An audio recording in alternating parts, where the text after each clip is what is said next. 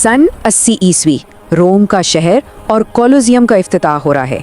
लेकिन ये कोई आम जश्न नहीं था, ये तो तफरीह के नाम पर एक ऐसे जुल्म की शुरुआत थी, एक ऐसे दौर का आगाज़ था जिसे तारीख कभी भुला नहीं पाएगी। अच्छा, इसी भीड़ में एक शायर था, मार्शल, और उसने जो कुछ अपनी आंखों से देखा वो सब लिख डाला। और ये कोई कहानी नहीं है, ये कोई अफसाना नहीं, बल्कि उस दिन की एक ऐसी हकीकत है जिसे सुन के रोंगटे खड़े हो जाते हैं।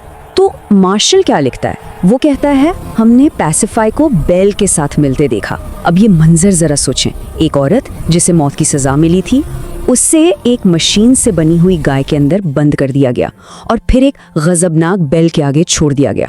और 50,000 लोग ये सब देखकर चीख रहे थे, नारे लगा रहे थे, जैसे एक पुरानी कहानी को, एक द्युमाला को उनकी आंखों के सामने खून में नहला दिया गया। और ये तो सिर्फ पहला दिन था, कहानी यहाँ ख़त्म नहीं होती। ये कोई एक दिन का खेल नहीं था, बल्कि ये तो 100 दिन तक चलने वाले खेलों की शुरुआत थी। और हर अगला दिन पिछले दिन से ज़्यादा खौफनाक, ज़्यादा सफाक होने वाला था। लेकिन देखें, इस पूरे मामले की संगीनी को समझने के लिए ना हमें सिर्फ एक कहानी से आगे देखना पड़ेगा। हमें रोम की तफरीह को एक इंडस्ट्री के तौर पर देखना होगा, एक ऐसी इंडस्ट्री जो मौत बेचती थी। ये कोई इत्तफाकी वाकया नहीं था, ये एक पूरी मौत की मशीन थी। कितनी मौत? अंदाज़ा है कि तकरीबन 4 लाख लोग। 4 लाख! ये वो तादाद है जो 4 सदियों में 250 से ज़्यादा मैदानों में सिर्फ तफरीह के नाम पर मार दिए गए। ज़रा एक लम्हे के लिए सोचें, ये आज के किसी पूरे शहर की आबादी जितनी तादाद है।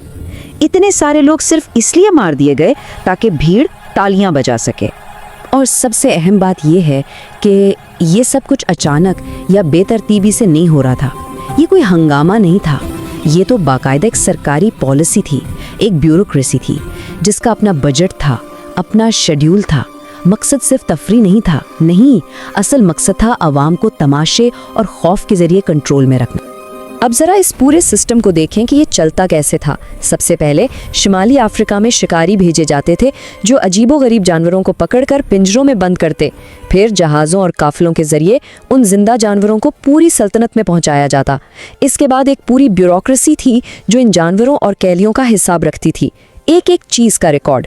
फिर इंजीनियर्स थे जो स्टेज के लिए मशीनें और प्रॉप्स तैयार करते। और आखिर में हुकूमत यानी रियासत ये तय करती थी कि हर तमाशे का पैगाम क्या होगा। यानी एक बहुत बड़ा मुनज़्ज़म सरकारी ऑपरेशन था। लेकिन मसला ये था कि वक्त गुजरने के साथ साथ लोग आदी हो गए थे। अब सिर्फ आम तशद्दुद से उन पर कोई असर नहीं होता था।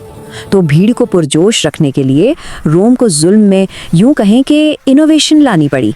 अज़ियत को हर बार नया, ताज़ा और पहले से ज़्यादा सनसनी फेज बनाना पड़ता था। इसकी एक मिसाल है वेनेशियनिज़ यानी जानवरों का शिकार। लेकिन ये वो शिकार नहीं था जो जंगलों में होता है, ये तो एक कत्लेआम था। मकसद ये दिखाना था कि रोम की पहुंच कहाँ तक है।